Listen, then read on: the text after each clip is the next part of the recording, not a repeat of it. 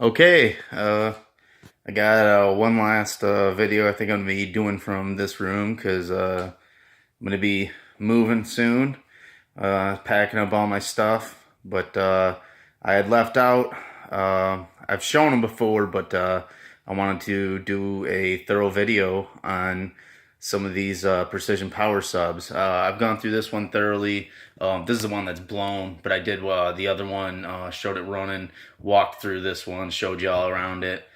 But we're going to see what's behind door number 2.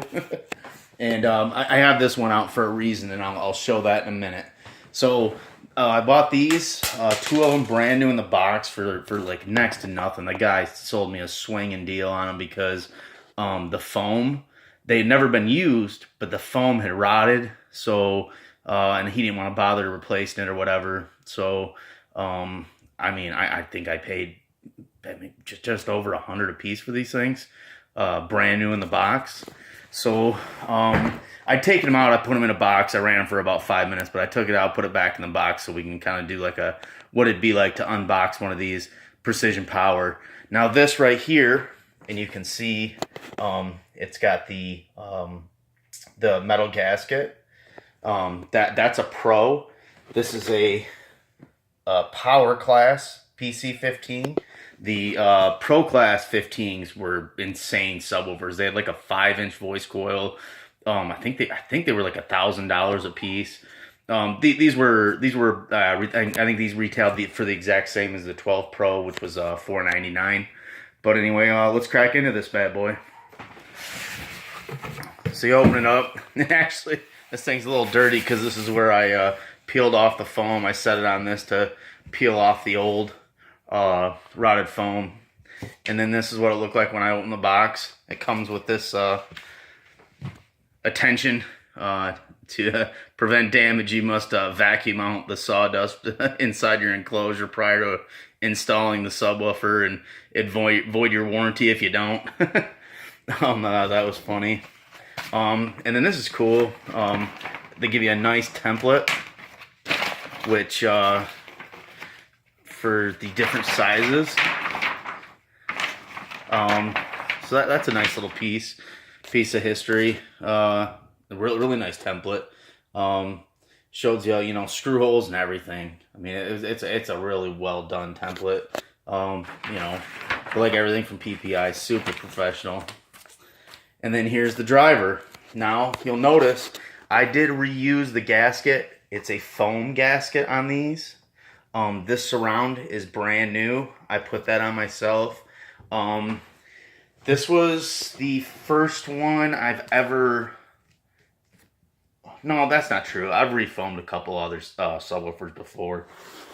I've never done a 15. I got a couple marks. You can kind of see like a little bit of glue over there, but I think it turned out well. Get some better lighting, but yeah, just in that area, I had a little bit of bleed over. This was actually the first of the 2 I did. I should have boxed up the one I did. That looks super sweet, but so I'm gonna pull it out of the box here. Some change falling. And we'll go ahead and move that aside. So there it is next to the 12, and you'll notice that there's quite a bit of height difference, and that's because I think this has a cast aluminum basket, very beefy, very beefy cast aluminum basket. Another thing I never showed when I did do these originally, just little touches on these things. Man, this thing's heavy. They put the PPI logo on the post terminals. I like little stuff like that. Just just little touches like that kind of made stuff special back in the day, But anyway, so here it is. Another difference. This is carbon fiber. Carbon fiber, Nomex honeycomb, another piece of carbon fiber, extremely stiff, which is why they're able to be flat. Most cones are conical because the conical shape. And then there's also, I'm trying to think what it's called, where a conical is a continuous angle down to the triple joint where the voice coil, cone, and spider meet. But then there's also the strokers one where the conical gets like more, it's like more severe at the bottom and then kind of starts to flatten out up at the top.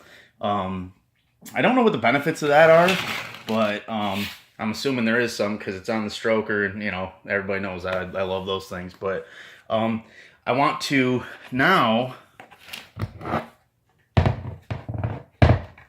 go ahead and show the motor structure on this. The reason I want to do that is these motor structures are absolutely identical to these. That's the same exact motor structure. Everything on this, motor structure wise, is identical. The difference is stamped steel, basket, which you'd want the cast, which is a more expensive basket, more rigid. This thing's it's pretty rigid and beefy, but that's one thing that sets us apart. Also, the motor assembly, top plate, back plate, everything was huge on the Pro 15, and this PC 15 essentially from here down is the same as this on the 12, but then after that it's attached to a stamped steel. Another thing you'll notice, this has that really sweet gold-plated terminals, and this is the old spade connector, which it's just what you had to deal with in the 90s. So just everything's a little bit cheaper on this. This was the lower model, the cheaper, much cheaper. This is half the price of a Pro 15, but still a sweet sub. And then the cone on this is carbon fiber, Nomex carbon fiber on the bottom, and you can hear a difference. It's a different material, still very stiff, so it's still able to not flex or bend when it's throwing. Where so you have to come up with a material that's really strong, like the carbon fiber or like this Nomex fiberglass to be able to do a flat. If you used any other material, it would flex, and then that would distort. But yeah, just a really cool sub. They sound really, really good, very accurate. You can see it's hard to explain just how, for the time, this is a stupid tall voice coil. Nowadays that it wouldn't be anything. There's a lot of really tall voice coils, especially with the long throws and whatever. But you can see it's if I can get some light in there, a nice big fat glue bead, and then on the coil, it's marked 4 ohm. On these, each one was marked with its exact. Somebody hand penciled it in. I think that one was 8.6 is the actual, 8 ohm being nominal, but 8.6 being the actual ohm that it would present. They did have the same spiders. This one's dead flat. It's never been played. It's not warped or anything like that.